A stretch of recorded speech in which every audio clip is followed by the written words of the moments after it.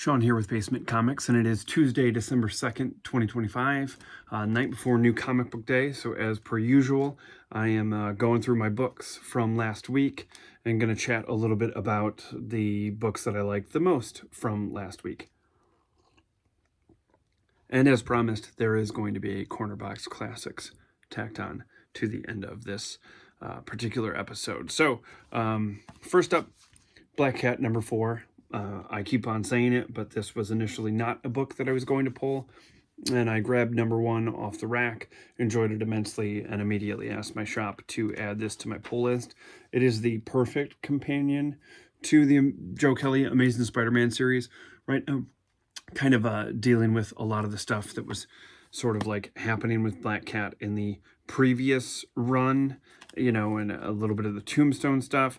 Art's really good, and like I said, I have recently grown quite fond of Felicia, so this has been a pretty exciting, like, little fun, like, good, I don't want to say, I was about to say like introduction to Black Cat for me, but it's not my introduction to her, but just since I've been reading all that Amazing Spider-Man stuff in the Corner Box Classics where she was initially introduced, it kind of feels like it's all been happening at the same time.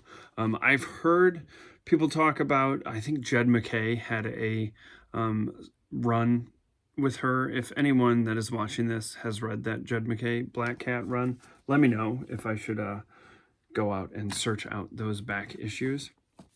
Up next is Battle World number 3. You know, there is no hiding the fact that I love alternate reality shenanigans, and I like it anytime that a writer that clearly enjoys Hank Pym, which it's very obvious that Christos Gage does, anytime that someone takes on making Hank Pym kind of better than some writers tend to do, I'm all about it. So this is dealing with Korvac putting together kind of a battle world, and you've got all sorts of interesting, you know, the team is Hank Pym, a Janet Van Dyne who has just recently lost her Hank very early on in the Avengers, Bucky Barnes straight out of World War II, Storm from the Days of Future Past timeline, Spider-Man who just got his powers, the Ghost Rider Kushula, who's the Sorcerer Supreme in the Spirit of Vengeance of the mid-1800s, Warbird Carol Danvers, who has just come back to active duty after getting sober, King Thor from Jason Aaron's run, and a fresh out of prison Luke Cage. So that's pretty exciting, like Avengers team set in an alternate reality. Marcos Toe is doing the art, so this is just a lot of fun. If you haven't been picking it up, that's kind of a shame, but I'm sure you could pick it up in a trade when that comes out, since it's just a mini, so that's good. A book that I didn't have on my pull list that I picked up off the rack, Daredevil and Punisher, The Devil's Trigger. I think I was basically just trying to, like, you know, when you're doing orders 3 months in advance and you start to look at everything you're picking out, it's like there's some stuff where I'm like, I think much like what I just said for you possibly to do for Battle World, sometimes when I see minis get announced, like, I don't really, like, I can't imagine ever like waiting for the trade for like a main series that I'm reading, but mini series are the ones where I'm like, maybe I could, you know, if I hear good things along the way that I can get the trade, but then I'm in the shop and I see it and I get excited and I, you know, and it all goes to hell. And that's what happened here with Daredevil and Punisher, The Devil's Trigger, which it worked out because this is gonna, and the next book that I'm going to talk about both tie into the Corner Box Classics that I'm going to discuss at the end of the issue. Speaking of Corner Box Classics, I'm going to go off on a rant here. I hate this. I understand why they're like, let's slap a huge number 1 on there in case like the average Joe just randomly is like, oh, I found myself at a comic book shop, what can I read? And they're like, oh, there is a ginormous, ugly number 1 on that book. That seems like it's just for me. I will compare this to a corner box from the Corner Box Classic segment, and I will find everyone in the comments agreeing with me that that is not cool and looks gross. anyways, you know, typical Daredevil Punisher Mafia book written by Jimmy Palmiotti. You know, it's got some good court stuff in it. Got Daredevil taking on the Punisher.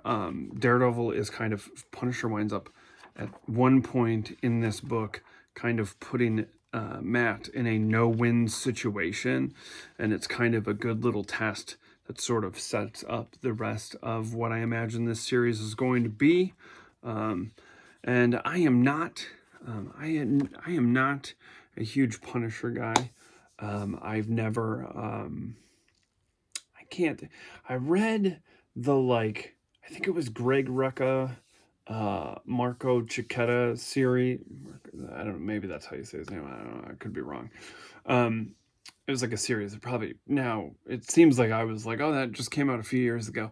But then if I were to actually like look it up, it probably came out 20 years ago. But I remember liking that, and there was, you know, but I have never really been a huge, I like the Punisher as a supporting character, but I have never, it's not really my cup of tea for like a main series, which I think is what kind of held me off from initially picking this up. And I find it very hard to not enjoy Daredevil books. But the most recent run by Saladin Ahmed was so bad that I dropped it. And I think that also factored in where I was just like, ugh, no. But then I've kind of missed reading Daredevil, and so that's what sort of led me to picking this up. And I'm happy that I did. It was a good kickoff to that mini. So then, my favorite book of this last week was The Mortal Thor number 4. This has been a really great series dealing with Thor basically being like, you know, human and cast out on Earth, unaware that he's Thor. If you hear any thumping around, it is Henry doing some jogging back and forth down the hallway above us. So this is a issue that kind of does not have any Thor in it, but it has his son, Magni, I think is how you say his name, from an alternate reality. I looked, because I was like, I have no concept of this character when he was initially brought back in the previous Thor book. I was like, I don't have any idea what this is. Like, you were to sit here and have a conversation with me about X-Men, I can go, you know, I would crush X-Men Jeopardy. Thor, not so much. So I did a little digging and realized that I have like a good chunk of this series, like the first 50 issues of that Dan Jurgens run where this character was introduced in the late 90s. But I do not have the issues where he first popped up, and that's why it's a black hole for me. But he is basically like from another reality, and they would like him to take the throne since there is no Thor there. He doesn't necessarily feel worthy. Enchantress is his mother in the alternate reality, so she wants him to take on the throne, but he won't do it. So she goes down to the trolls, runs into Ulick, or Ulick, whatever, and basically convinces him like, hey, throne's empty, you should take it, and, you know, this will all work out great for all of us. So she's kind of playing both sides there, because she then sends a magical message to her alternate reality son, and is basically like, oh, I've been kidnapped by the trolls, save me. Which he can see through and realizes this is happening. So he goes down there to take on Ulick, who has been transformed by the Enchantress's mysticism into Daenerys, which is when he took on the power of Thor in Matt Fraction's Mighty Thor run from like 2008, I think. And he quickly realizes that like this is all an illusion, and I actually have the power of the All-Father. So he takes away Ulick's illusion, and, you know, basically Ulick is like, you know, before you, it's like, you're just going to go back up there. Like, all I was trying to do was get the throne because I'm tired of being down here with my people, having to, like, fight for what we've got. And,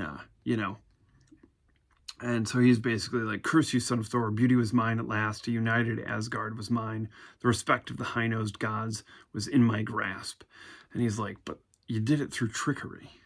Like, such tactics would only trick yourself. And he's like, easily said, before you returned your palaces of gold and your endless feast, eating the finest meats while we toil for our bread under your heel. And this was like the two panels spread, or the two panels right here is what sold the book for me this week. Is Magnite says, "'Tis true, in the lands above we set a table fit for gods, but if the feast is fit only for gods, then the gods are not fit for the feast, not until it is shared with all." And I thought that was pretty great. I was like, man, that really, like, yeah, 100%. So then he basically invites Ulik and the trolls to come up to Asgard and eat with him and discuss. Like, he's like, I like this idea of a united Asgard. Like, let's talk about this and figure out how we can do this. And I just really liked that. Like, I thought it was a really great kind of, like, clearly it's setting up Enchantress is clearly, like, she's been pulling the strings here, obviously. And I imagine this united Asgard is going to further her benefit in this story. But I just thought this was, like, a fun, like, I don't know. I just really liked those two panels. Like I said, totally sold it for me. That was worth it, and definitely, gave me something to think on.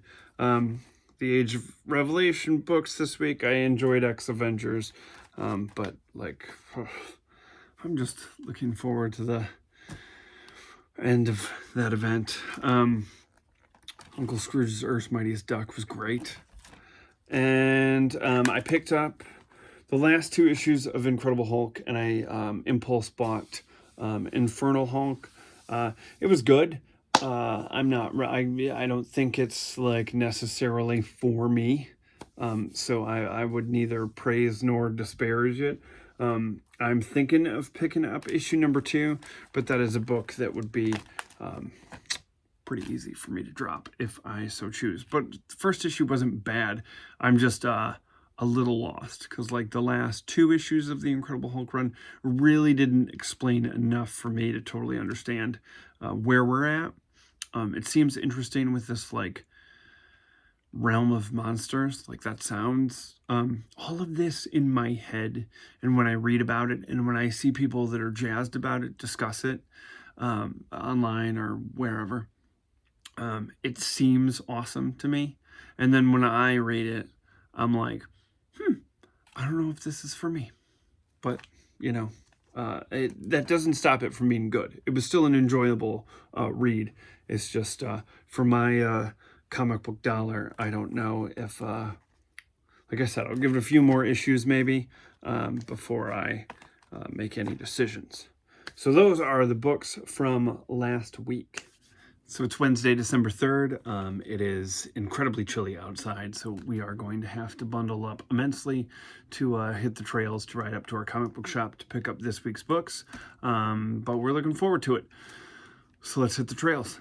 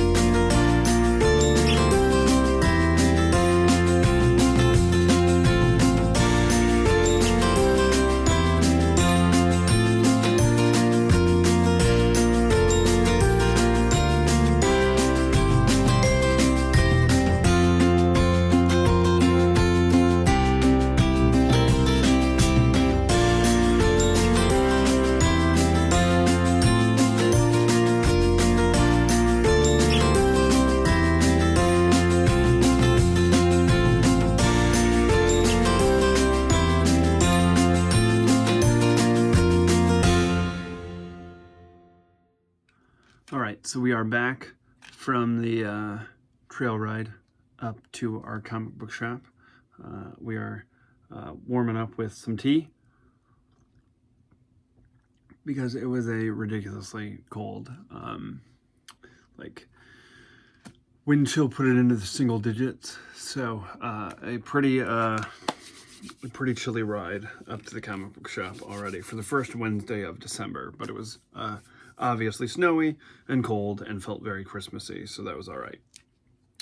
So now on to the books that I picked up this week, and it was a late week. There were only 5 in my pull list, and then 1 I picked up off the rack. So first up, Amazing X-Men number 3 from the Age of Revelation. I have enjoyed the first 2 issues of this, and if you've been watching the channel, I feel like the entire event could have been just this book. That could have been the entire title. But it's good. It's written by Jed MacKay with art by Mahmoud Asrar, and he is fantastic, and I'm going to be sad to see him no longer on an X book. But this title, at least, if you're picking up any Age of Revelation title, it should be this one. Then next is Binary. This took place of the Phoenix book, and it is basically like a what if Carol Danvers had been given the powers of the Phoenix.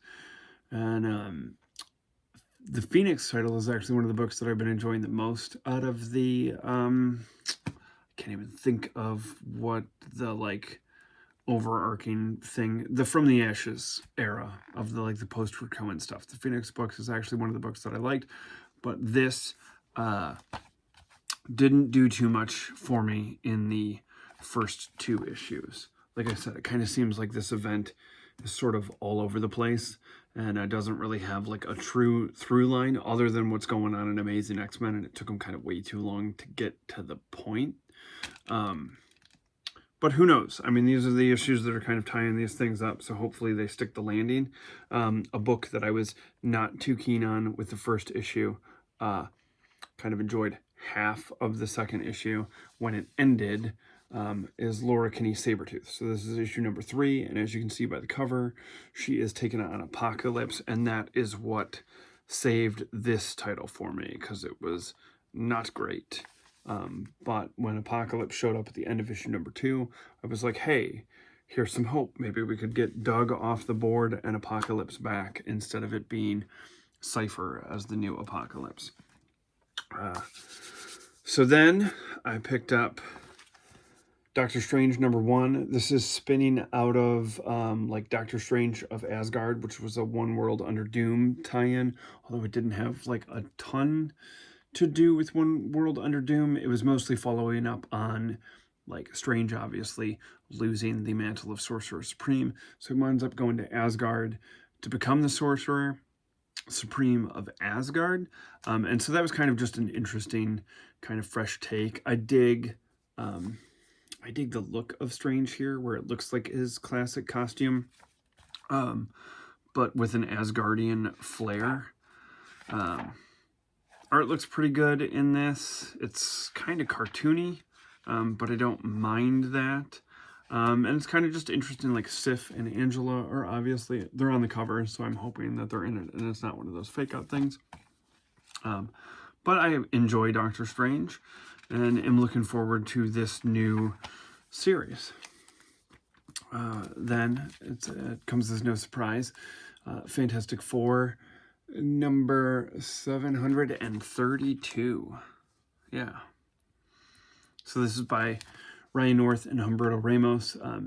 You know, it is no surprise to anyone who has been keeping up with the channel that this is my favorite Marvel book on the stands. I think it is, no pun intended, fantastic, and I wish everyone would pick it up. And this looks like it's interesting because normally these have kind of been, like, yes, there's a through line of like each issue kind of matters to the next, but not in the typical sense of comics. There have been a lot of like kind of one and done. You could just drop in and like enjoy this one-off tale. But this one clearly on the cover says The Invincible Woman Part 1. So we are probably about to get a multi-issue arc with this. And so I'm kind of interested to see. There hasn't been a ton of like typical Fantastic Four stuff in this, which I'm sure someone out there is probably complaining about, that this isn't old Fantastic Four-y enough, but this has been like a nice breath of fresh air. So definitely looking forward to this. And in that, I picked up off the rack. I did not pre-order this. Hulk Smash Everything #1. One of the books that I absolutely loved that came out this year was Thing versus the Marvel Universe. I gushed about that book to anyone that would listen. Thought it was fantastic. Kind of loved the fact that it was a one-shot, but would definitely love them to do a follow-up in this. And when this was announced, I was excited because it was like written by Ryan North, and I'm obviously loving his work on Fantastic Four and One World Under Doom.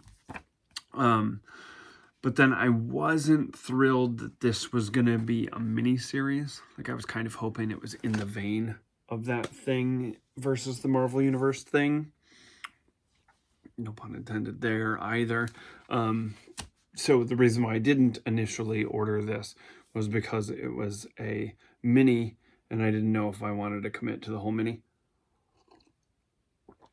But I figured, you know what? I am very trusting of North. He has won my allegiance until he doesn't. So I figured this would be fun. I mean, and it's also kind of hand in hand because I picked up Infernal Hulk from last week, kind of off the rack. Didn't pre-order that one, just to kind of see what was going on. And that didn't feel very Hulky that I know.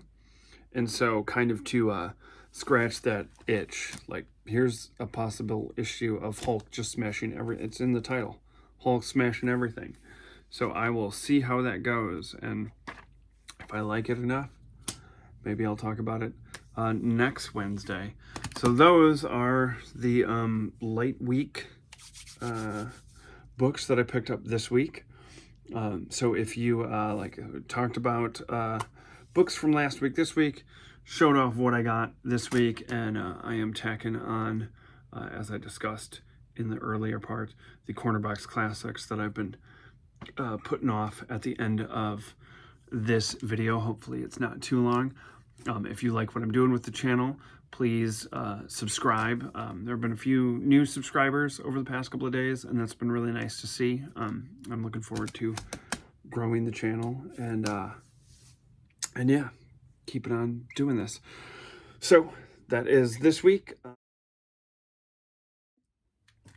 All right, so Corner Box Classics. I have 4 issues, and I'm not going to dive into these, but I have to talk about a stack of classic comics that I picked up. So first up is going to be Daredevil number 183, Child's Play, released on February 23rd, 1982, written by Roger McKenzie and Frank Miller, penciled by Frank Miller, with inks and colors by Klaus Jensen, and letters by Joseph Rosen.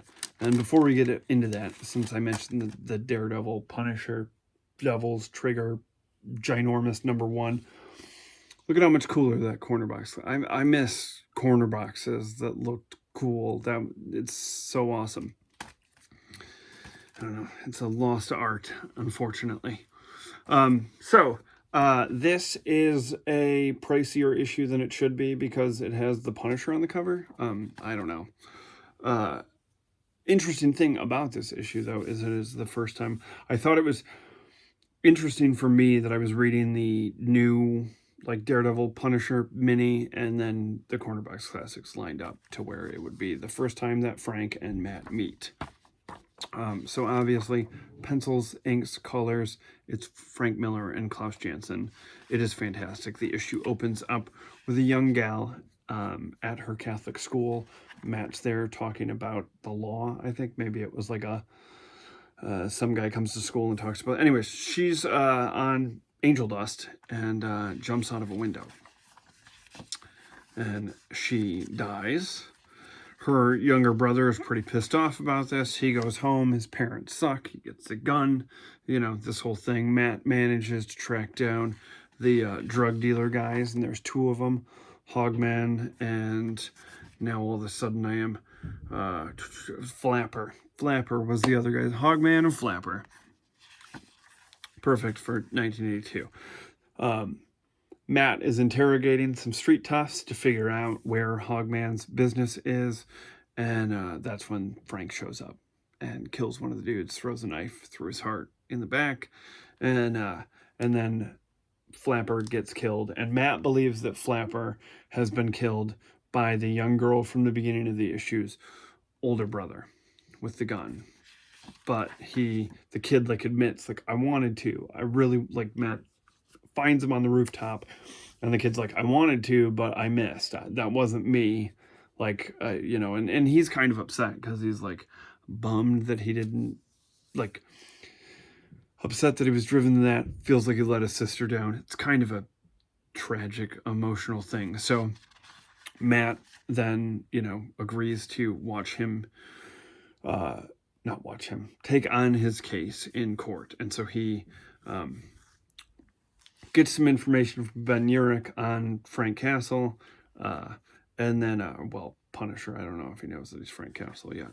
And then he goes back to the scene of the crime, figures out that somebody else was shooting from higher, runs into the Punisher, kind of, you know, roughing up some dude. And the two of them get into it. And so Matt eventually tracks down Hogman. They go to court.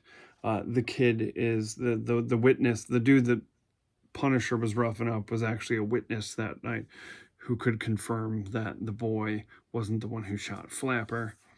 But then they go to arrest Hogman, and Matt, through his radar sense, can tell that, like, when Hogman's like, it wasn't me, is telling the truth. And so then it cuts to Punisher doing his workout, watching the news, and suddenly Matt is announcing at the court that, like, while the kid got off, he is now going to represent Hogman.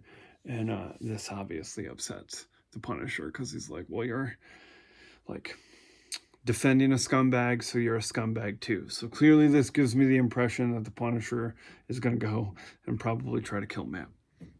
Then we cut to Matt and Heather Glenn, and she's talking about how she wants to, they're trying to out her from her father's company, and it ends with Matt proposing to her. Spoiler for a 43-year-old comic. So this was pretty good. It was one of the ones that I really liked from this week. That tends to kind of be the case with the way the release schedule has been going for the past year. Daredevil seems to be released the last week of the month with these other 3 titles. And of the 4 titles, Frank Miller, Daredevil is my favorite. I preferred the Frank Miller solo written issues to this Roger McKenzie co-author one, though. So there is that. Also, oddly enough, tying into Mortal Thor with a bunch of Enchantress, is Dazzler number 16, Black Magic Woman, released February 23rd, 1982, written by Danny Fingeroth, with pencils by Frank Springer, inks by Vince Colletta, letters by Janice Chang, colors by Don Warfield, and this one, okay, so this is, I enjoy this issue, okay, you know, Dazzler is getting... I need to know where they got Frank Springer. Just his art is I think his claim to fame in the Dazzler series is that he knows how to draw ladies. So Dazzler is getting kicked off this tour because she's obviously better than the headliner. That is apparent. She goes out there, smokes him, gets on a flight, and suddenly disappears from the flight while she's with her lawyer buddy. And it is clearly Enchantress who has, like, summoned her away because she is pissed that Dazzler won some singing contest against her, even though the Enchantress was using magic. I know, but this is what makes it awesome. Like, you're like, they like, it's weird. Like, I think if I were to go out and pick up an issue now off the rack in 2025, and it was like Dazzler and Enchantress in a singing contest, I'd be pissed off. But there is this charm in 1982, and maybe the fact that if you bought this off the rack, it was 60 cents, and today it would be $4.99. That's probably what really pisses me off. But I mean, there's a lot going on in this issue where I think if this were done today, it would just kind of be like,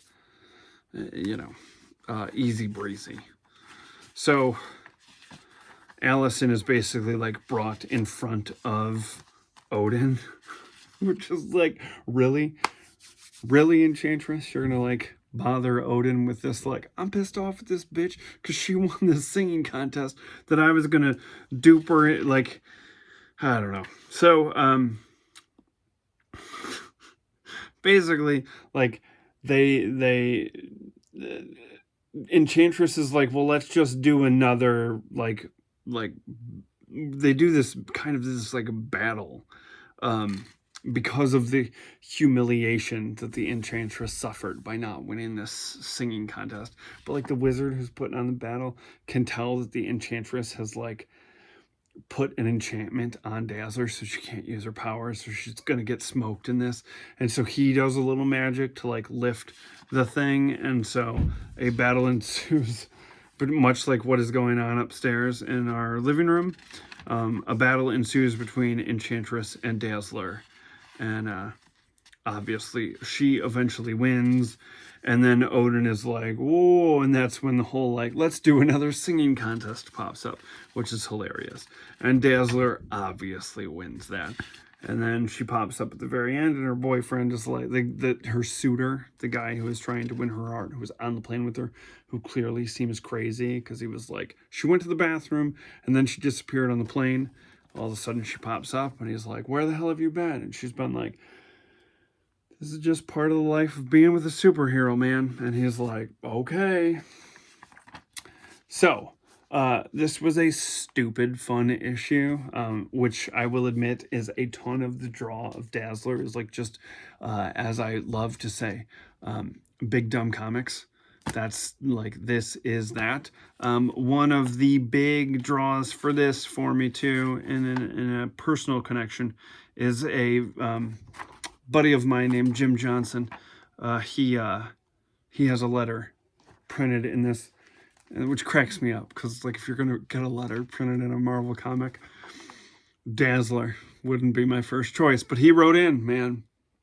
And this, I liked the fact that there was a letter by Jim in this comic, because it ties into a video that I'm going to do this weekend about why it's important to always read your letters pages, because I have a very crazy story of reading a letters page and it working out in my favor.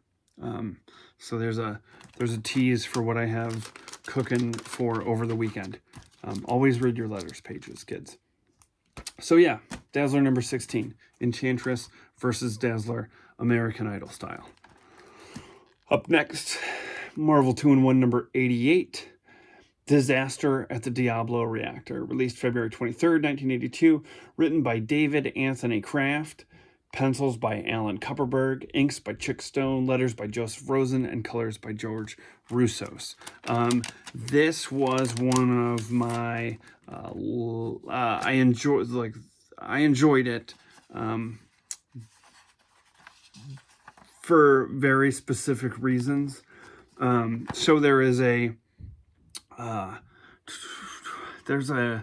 like energy and utility corporation whose CEOs are getting knocked off, which felt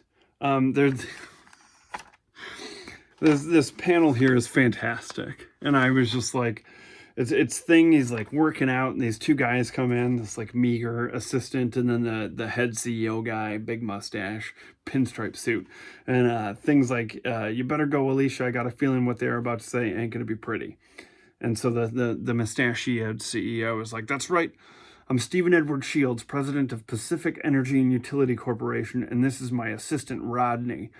We're here, Thing, because a masked man has been killing top officials in our company. And the Thing responds, maybe you should lower your rates. Which I just thought, you know, like, wow, okay. So in 1982, you know,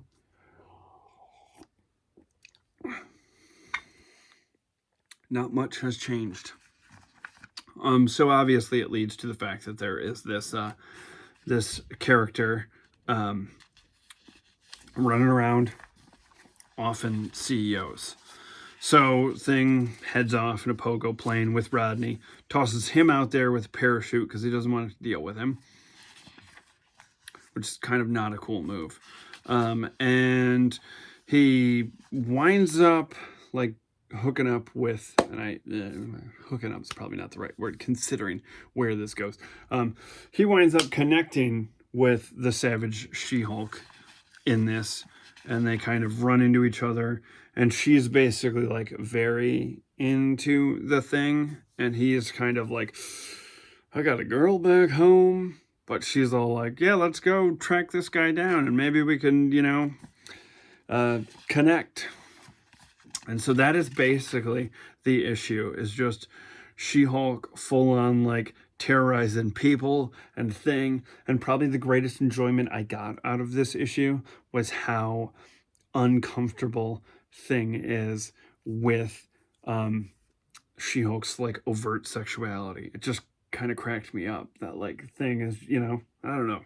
It's just, that was the comical through line of the issue, is that she keeps on like pressing like, hey, and Thing is just like squirming and uncomfortable. I don't know. It just kind of cracked me up. So that was the big draw. If you've ever like been watching any of those like Crime of the Week, you know, CBS productions or whatever, not really my cup of tea, but if you've ever watched one of those and they like introduce a character and you're immediately like, that's the guy, that is the guy, you can pretty much guess who the bad guy was in this issue.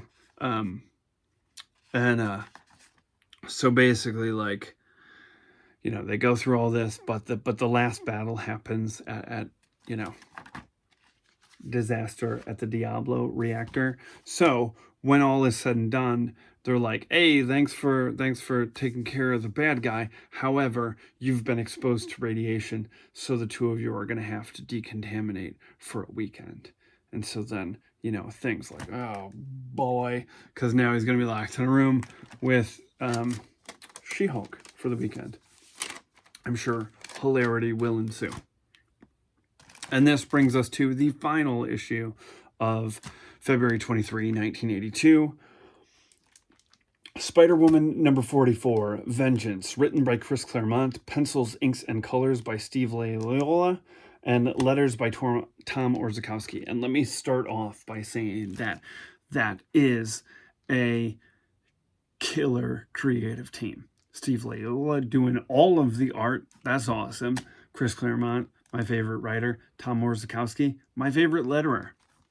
However, Spider-Woman just like is not my bag.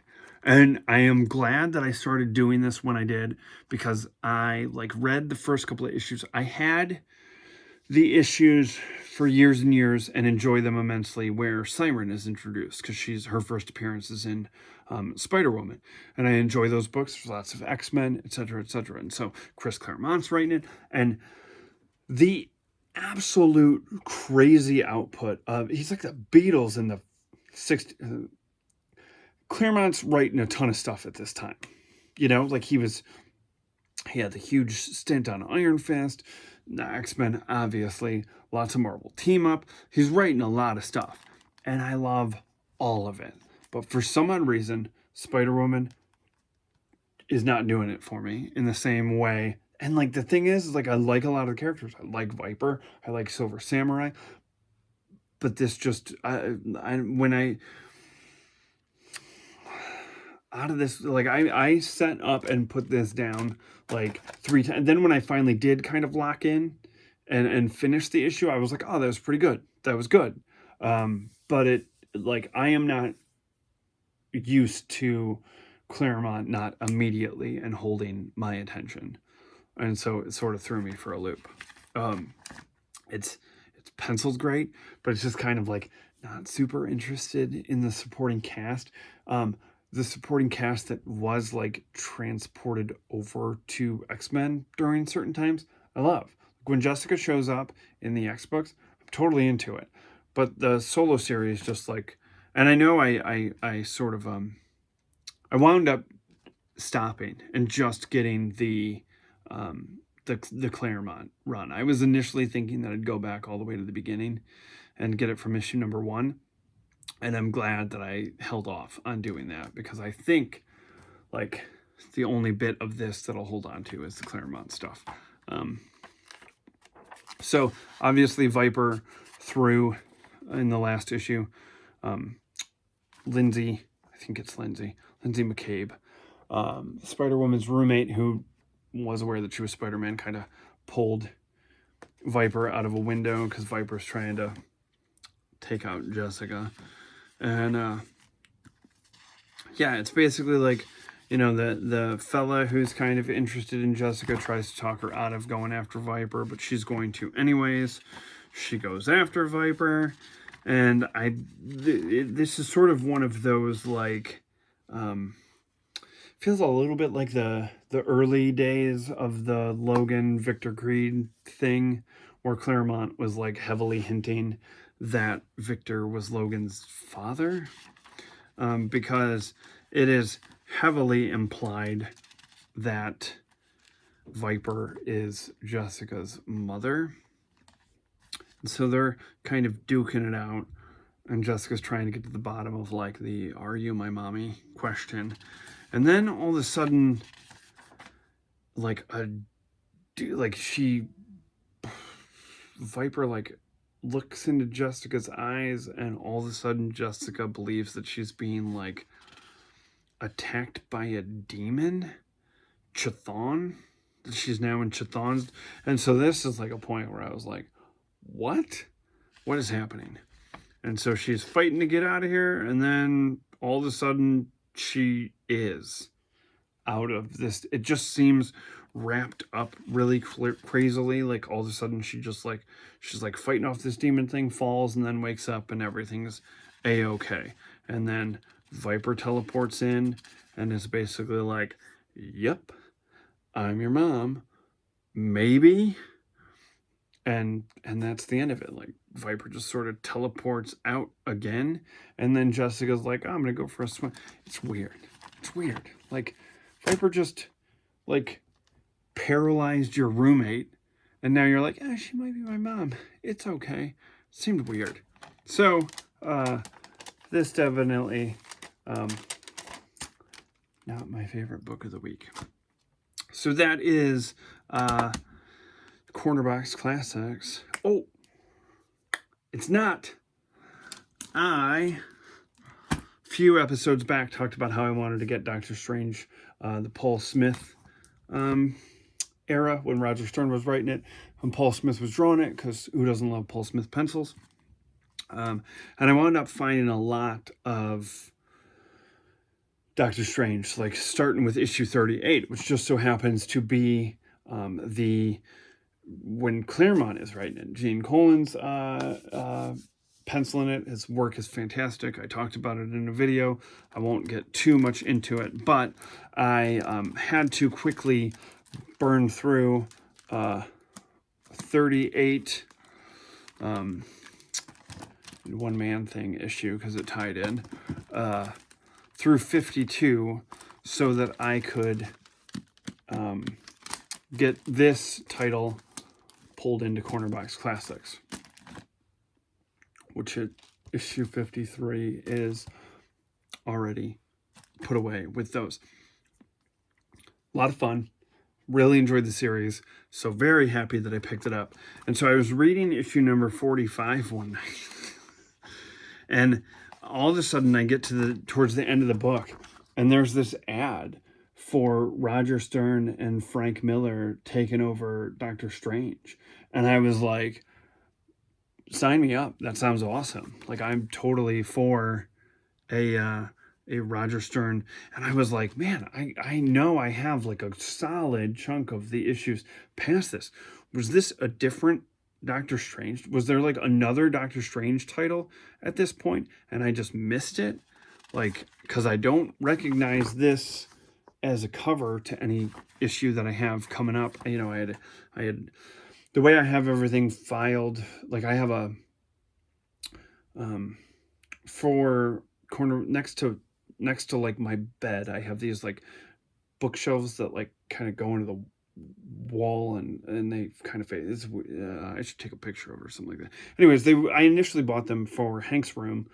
He still has a bunch in his room, but I liked them so much because they were for like little kid books. You know, you just kind of stack them in there and they face outward, and they were perfect for 2 stacks of comics. So I was like, oh, January, February, March, April, May, June, July. You know, and then I have a short box to fill out the rest of the year. And for Cornerbox Classics, I've been like taking everything out of the bookshelves and putting them in month, like there's a January slot, a February, etc., and I put everything in order, and that's how I read it. And so I was like, man, I filed this stuff and I don't remember seeing this issue. So then I did some research, and it turns out that this never happened. That Frank Miller got, I can't remember now what, 007. He got like offered to write a 007 book at the time, and I don't even know if that came to be, but it stopped him from being the artist of Doctor Strange. And so I found that to be incredibly interesting. Like, I was like, oh man, what could have been? And if this was Fringe and we were in a parallel universe, there'd be like Roger Stern, Frank Miller, Doctor Strange titles out there, and we wouldn't have the Roger Stern, Paul Smith era. And so I thought that was interesting. So, you know, the question I was going to pose is, that seemed like a team that would actually be really good. So is there any like comic book team thing that was going to creative team thing that was going to happen that you missed out on, or a creative team that you would have loved to have seen on a book? I was curious to see what others thought of that, or if anybody knew of any others, or if there was stuff where you were like, man, I would have killed to have seen this creative team on this particular hero. Let me know in the comments. Yeah. So, yeah, this is, I guess, the end of, if I put it all together, this should be the end of the Wednesday video. It's going to be a long one, judging by the Tuesday night thing and this and Wednesday. Sorry about that. But I do love to ramble about comic books, and I hope that you like to listen. If you do, please subscribe. I would really appreciate it.